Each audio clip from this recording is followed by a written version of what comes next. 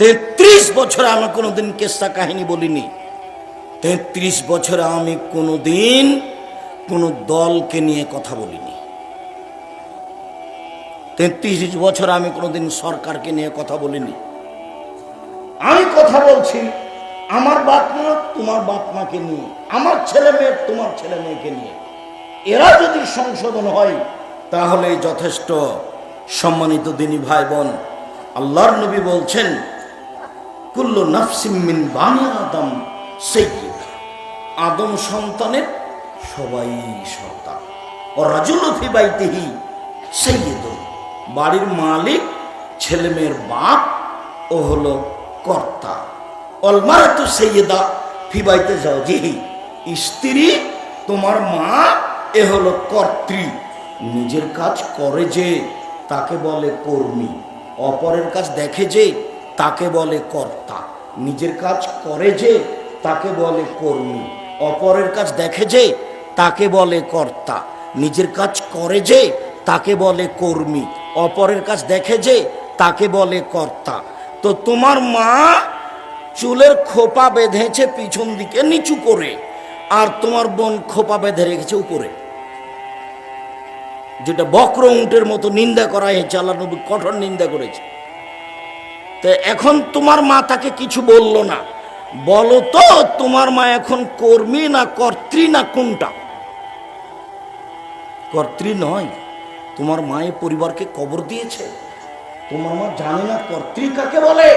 আরে তোমার নানা তোর মায়ের বিবাহ দিয়েছে, স্বামীর কাছে গেছে, তাই ছেলে হয়ে গেছে।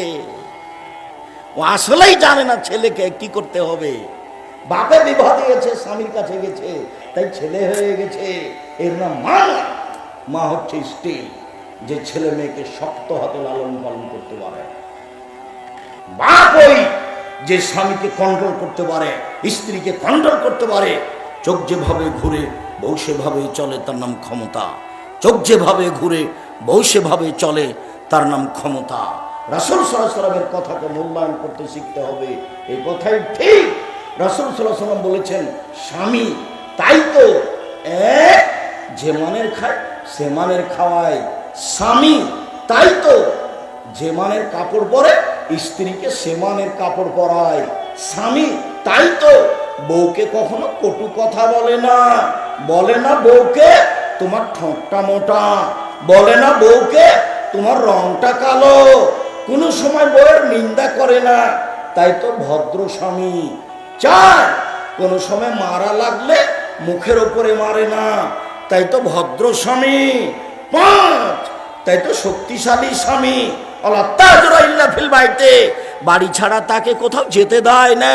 স্বামীর মায়ের বাড়ি যেতে দেয় না, খালার বাড়ি যেতে দেয় না, ফুফুর বাড়ি যেতে দেয় না। বিবাহের বাড়ির প্রশ্ন আসে না। হাট বাজার তো বহু দূরের কথা। তোমার মা ভ্যানিটি ব্যাগ নিয়ে বাজার করতে যায় রংপুর শহরে। বলো যে তোমার বাপ বেঁচে আছে? বলে আব্দুর রাজ্জাক আমার বাপও বেঁচে নেই, আমিও নেই, সেই জন্য এটা হয়েছে। কেন গেল তোমার মা? তার দেবর আছে, ভাসুর আছে, শ্বশুর আছে, বাপ আছে, ভাইরা আছে, গ্রামবাসী আছে, ছেলে আছে। ও বাজারে গেল কেন? কোন লজ্জায় গেল? কোন শরমে গেল? কোন হায়ায় গেল? যাবে কেন? ও যে মুসলমানের মেয়ে। কই আমরা তো যাই না, আছি তো বেঁচে। আমি তো জীবনে কোনোদিন চায়ের স্টলে বসিনি, বেঁচে তো আছি। বেঁচে নেই? মরে গেছি নাকি?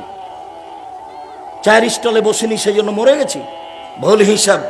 সম্মানিত দিনী ভাই বোন, সম্মানিত দিনী ভাই বোন, মনে রাখবেন নেশাদার দ্রব্য পান করলে দুনিয়াবি শাস্তি হয়।